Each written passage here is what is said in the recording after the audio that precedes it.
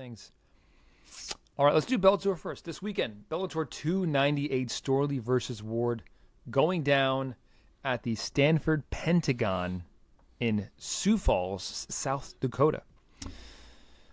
Main event, headline in the welterweight division by Logan Storley and Brennan Horde. Before we get into the, 4 or 5 fights that we're going to discuss and pick, are there any other fights or fighters that you guys want to quickly spotlight for our viewers? Yeah, I'll highlight a few of these for sure. It's a pretty quality card in terms of depth. I feel like I'm saying that often about Bellator. Not the last one, I don't think, but yeah, they got Vladimir Tokov on this card, who is solid. He's fighting Jairo Pacheco. That should be a good fight. Diana Avsaragova, who is still undefeated. She is fighting Justine Kish. Alfie Davis, who is a really skilled prospect. He's fighting Alon Cruz, who's a pretty dangerous dude. And what was the other one I was going to say? Oh, and we're not previewing this one, though it is. I think it's on the main card. I could be wrong. Lucas Brennan against Weber Almeida, two guys who have had really strong records in Bellator to this point. Almeida more of the striker. Lucas Brennan obviously is a jiu-jitsu wizard and is heavily favored here, but this would be a big next step for him if he can get past Almeida. What else are we not doing? Oh, one other one that we're not doing. Leandro Higo against Nikita Mikhailov. That is another very solid fight down at bantamweight, and fairly tight odds on that one too. So yeah, a lot of fights worth watching, and we haven't even got into the I think it's 6 that we're going to talk about quickly here. Dude, why is this card 19 fights deep? Because fucking Bellator going to Bellator, dude. The bottom of the card is like 0-0 against 0-1. Like they don't even. It's like a combination of like a regional card and a professional card. It's so crazy. Yeah, Bellator's been doing that a lot lately. They do these long cards. I feel like they even do like a couple amateurs. That's which is great. That's just great for those amateurs, man. For real. I mean, yeah, I guess. I don't think it's amateurs. You're talking about amateurs making their pro debut, you mean? Probably that. I feel like I don't think they do amateur fights. I feel like in the past couple months, I've seen 1 or 2 cards where like the first 1 or 2 bouts really are Amis. Yeah. I wonder if they're not even televised. They might not be. Oh yeah, I don't think they are. Although I feel like a lot of times you can see the prelims on like their YouTube channel, so maybe they're on there. Yeah. Okay. Let us start things off with this bantamweight bout between Enrique Barzola and Jaylon Bates. This is a case of the veteran versus the prospect, for sure. Barzola, the former UFC vet, the 34-year-old out of Lima, Peru, 19-7 with 2 draws. Very well-rounded guy, coming off of a win at Bellator 292 against Eric Perez by decision. He'll be standing across from a guy with a very fitting nickname, especially for this matchup. Jaylon, excuse me if I'm butchering his name, or Jaylon, New Breed Bates, undefeated, 7-0, 26 years old, out of Las Vegas, Nevada. 4 subs on his record. Mark, give us your take and your pick. Yeah, I like this fight. Bates has been very solid thus far. He's undefeated, as you said, and he's kind of getting a shot here to make his name, stake his claim. So he is the dog. He is plus 170. Barzola is minus 210 as the favorite. Wow. Bates will have a 3-inch height and 3.5-inch reach advantage, so not insignificant there. He is a great grappler, but as we have hammered home time and again here, Enrique Barzola is a really incredible scrambler. You are not holding that man down. And on the feet, I think Bates' length will help him, but I kind of think Barzola can ugly this up and do well for himself. So it's certainly a coin toss. I'm surprised the odds are this wide because I do like the talent of Bates. But I think I'm going to side with the guy who I've seen in the fire as opposed to siding with the potential of Bates, and I will go with Barzola to win a UD that he can muck up just enough. Yeah, for that reason, I don't love this matchup for Bates, but I will go with the younger fighter, the up-and-comer, to get the win over the vet. Oh, Mark, shaking your head. Chooch. Barzola, man. I'm a big fan of Barzola. The way that man fights is that man red lines when he fights, and he can keep that pace. Like Mark said, his hips do not stay on the ground when they hit. He's very good at getting off of his back, very good at shifting his way all the way to the cage and working his way back up. He doesn't accept takedowns like I think a lot of people can be susceptible to doing. And I think this is one of those situations where unless Jaylon Bates can finish Barzola, I don't think he wins this fight. And Barzola to me is a little bit too slick and a little bit too crafty to get finished. So, granted, when you go up against a double Magomed, that happens. But short of that, I don't think he gets finished. So I'm going to go with Barzola by unanimous decision. Okay. A double Magomed. That's right, man. We're going to go up now to the lightweight division. Sidney Outlaw taking on Islam Mamedov. Correct me if I'm saying that wrong. Sidney Gun and Mamedov. Mamedov, yeah. Sidney Gun Outlaw, the 31-year-old out of Pennsylvania, 16-5 as a pro, with 8 submission victories on his record. Looking to get back in the win column after losing to Musayev back in July of last year. He will be standing across from the Russian out of, you might guess, Dagestan. You'd be right. Islam Mamedov, 34-year-old out of Dagestan, 22-2 with 1 draw, 10 submission victories of his own on his record, riding back-to-back wins coming into this weekend. Has not fought since October. I'll go first. I'm going to go with the Russian. No surprise there. I think this should be a fun scrap, especially in terms of grappling, as submission grappling are a strong suit for both of these guys. But I'm going to go with the Dagestani. I think that Sidney Outlaw has the ground game to resist a submission, so I'll say Mamedov gets it done on the scorecards. Omar, go. Sorry, Mark. I feel like Mamedov should actually have good enough wrestling that it actually puts Sidney Outlaw in a little bit of discomfort. Sidney Outlaw is very, very, very good. But I just think that the skill from Mamedov is going to be probably a little bit too high. I don't think that Outlaw gets finished here, but I think there's going to be enough control on the Mamedov side that we might see a decision go his way. I would not be surprised if it ends up being a split decision, as I expect a lot of these rounds to be closer than not. But I'm going to go with Mamedov here by decision. Okay, Mark. Sorry, I'm typing a text. Okay, yeah, Mamedov is the favorite here. He's minus 260. Outlaws plus 200. Yeah, another one that's a bit wider than I thought it would be. 3 inches of height for Mamedov, but 3 inches of reach for Outlaw. And, yeah, this is potentially a bit of a grappler's delight. And I do think that Outlaw may be the guy who has more of a chance of actually latching something up for like a sudden finish.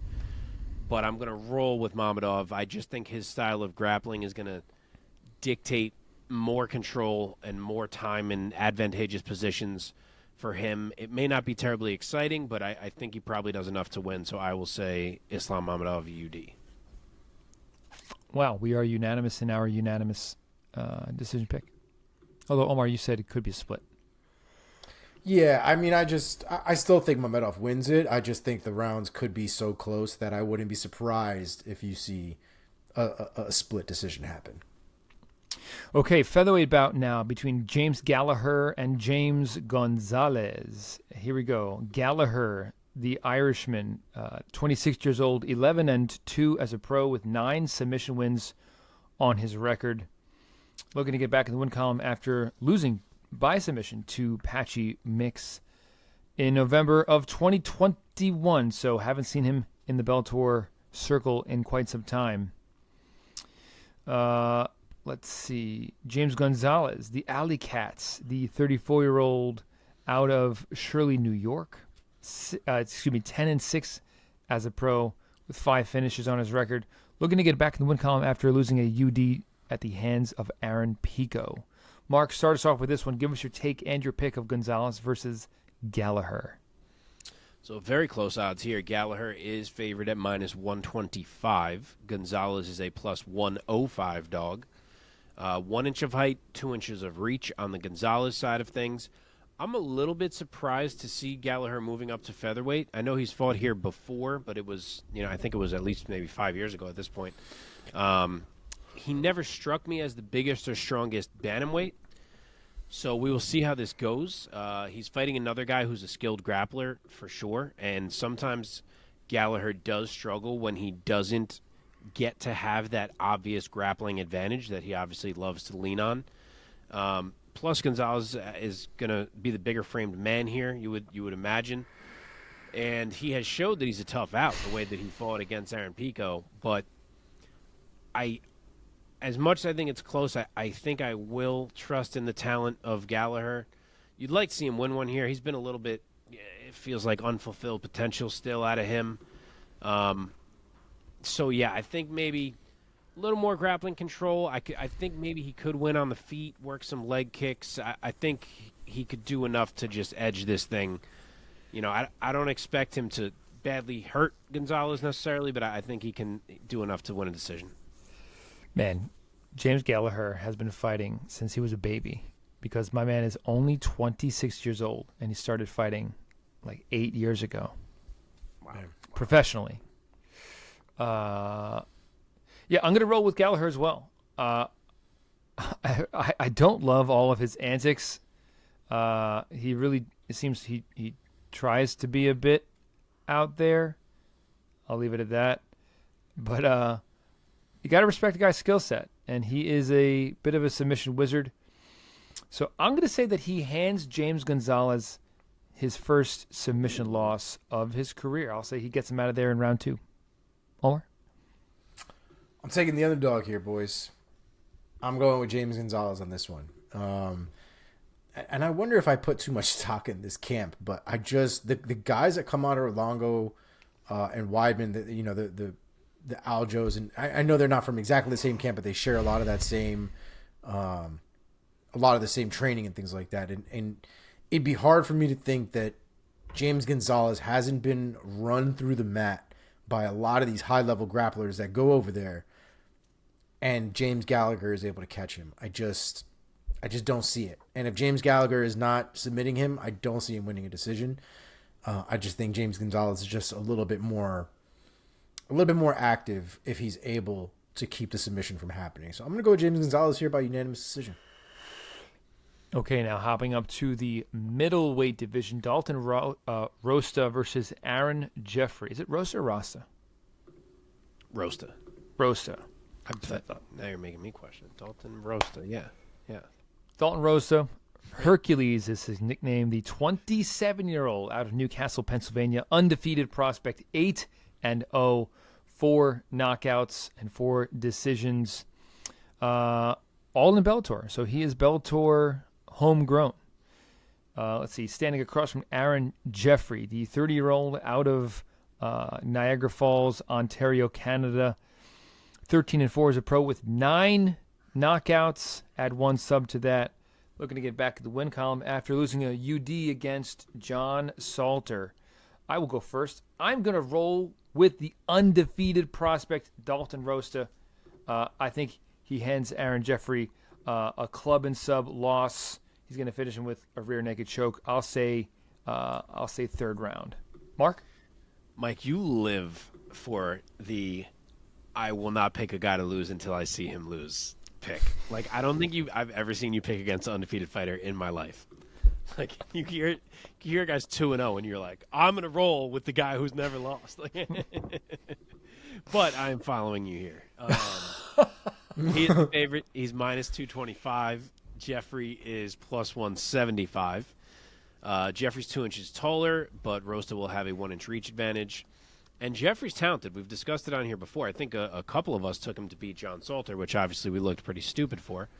But he has some skills. Rosta is undefeated, as you said. This will, as we all said, this will be the fight where he looks to break through into the title picture of Bellator. It will be interesting to see if his striking has improved enough to not run into issues against Jeffery, because Jeffery is a well-rounded guy. But it's hard to not pick a wrestler like Dalton after seeing what John Salter just did to Jeffery one fight ago. So as much as I think Jeffrey's live, I will go with Dalton Rosta UD. Let's see. Wait, Omar didn't pick. Okay. So it's an interesting fight. Dalton Rosa is the undefeated fighter here, but Aaron Jeffery kind of has I think he's got a little bit more experience when it comes to a little bit higher level guys. You know, he's fought a lot of guys even who are currently in the UFC. So I'm going to go with Aaron Jeffery here. I think this is a good potential to kind of make a name for himself and sort of break out a little bit from his last loss that he had against somebody who is, I'm sure, highly touted as a prospect in Dalton Rosa. So I'm going to go with Aaron Jeffery here by TKO round 2. Okay. Dude, it always feels like a logical pick to go with the undefeated guy. It's just logic. It's like he's undefeated. Why would I pick against him? I mean, usually you are. Usually we're all picking an undefeated guy. That's generally how it goes, but yeah. Although sometimes the law of averages is going to come into play at some point. Thinking kicks in. Yeah. What does that sound? Do you have a cat that's like doing his taxes right now? Me or Omar?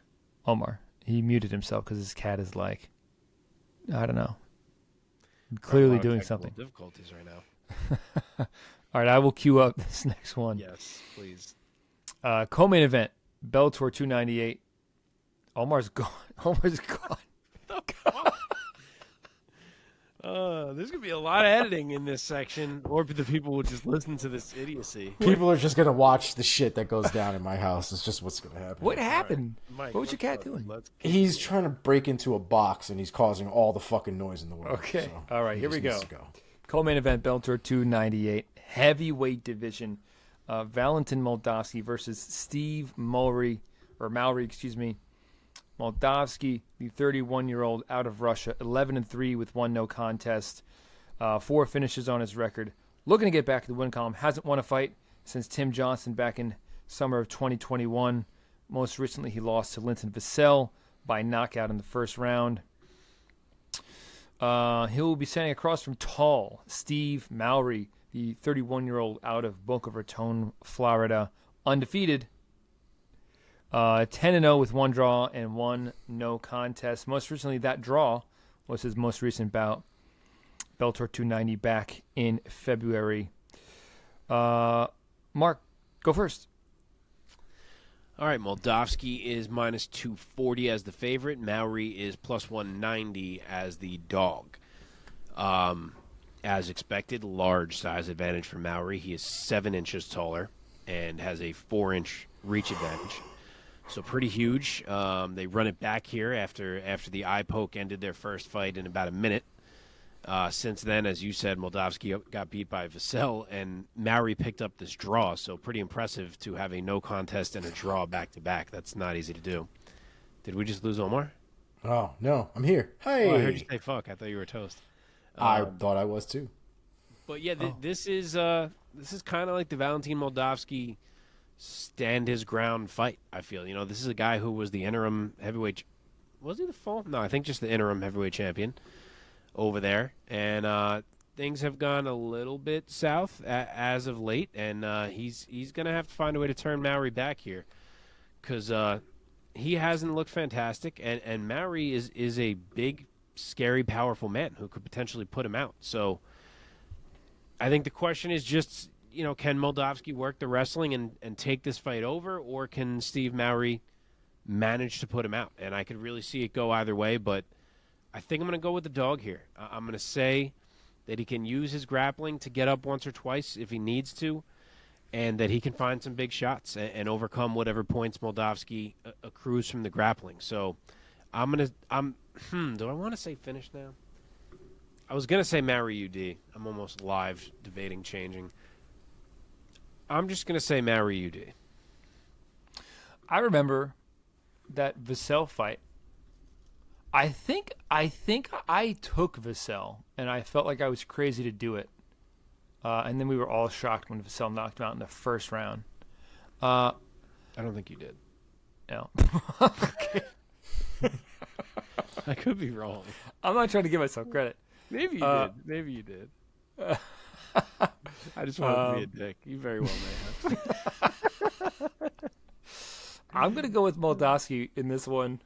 I'm not picking the undefeated guy, although he does have a very impressive record at 11-3. Well, you saw the draw, and you were like, fuck this. I was like, fuck this guy. He's not that good. He might be tall, but he's not that good. Also, props to Steve Mowry. What a great nickname. I don't think I've ever acknowledged that on this show. What is it? Tall. Oh, tall, right, yeah. At first glance, it's like, what a shit nickname. But then you're like, wait, this is fantastic. That being said, I'm going to go with the Russian here, man. I think he's going to get back in the win column. Obviously, Mowry is undefeated. He's also never been finished. But Moldavsky, he is, I don't know, I just trust his power. I like his power and I like his skill set. And I'm going to go with Moldavsky by UD. Omar? I'm going to go the other way. I'm going to go with Mowry. I'm going to go with the underdog here. I do think that there is good opportunities here to beat Moldavsky. And I think he finishes Moldavsky. I'm going to go with second round TKO. Okay, main event time. Bellator 298, Storley versus Ward. We have Logan Storley versus Brennan Ward, welterweight division. Logan Storley, the 30-year-old out of Webster, South Dakota, 14-2 as a pro, 8 knockouts on his record. Looking to get back in the win column after dropping a decision to Yaroslav Amosov. I fucking get tripped up. Back in February. He'll be standing across from Irish Brennan Ward, the 35-year-old out of Waterford, Connecticut, 17-6 as a pro with 16 finishes, 12 of them knockouts. Only one of his wins has gone the distance, and he is riding a 3-fight win streak coming into this weekend, defeating Brandon Bell, Cassius Kane, and Sabah Hamasi. Omar, you haven't gone first in a little bit. Give us your take and your pick of this fight, Storley versus Ward. This is a great fight, man. I think this is going to be a really competitive fight. I am a little bit torn on where I want to go with this. I think all in all, Storley is just he's such a good grappler. It's very difficult to count him out of a fight and not think that he could be grappling heavy in this fight and do work. Just that Brendan Ward is definitely no slouch either.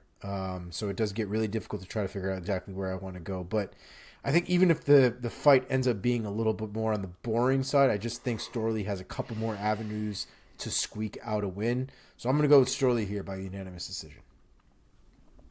Dude, I love the story of Irish Brennan Ward, and how could you not? You know what else I love? I love his style, his fighting style, and the guy is just an absolute beast. I'm going to go with him to get it done. I hear you about the wrestling. It's a big concern for me. I would not be surprised with the Logan Storley win here, but I'm rolling with my man from Connecticut here, Brendan Ward. I'm going to say he gets it done on the scorecards. He damages Storley more, but Storley weathers. I'm not going to say it. UD for Brendan Ward. I did not expect that from you. Really? Why? No. Logan Storley is a fairly large favorite here. He's minus 330. Brendan Ward is plus 260.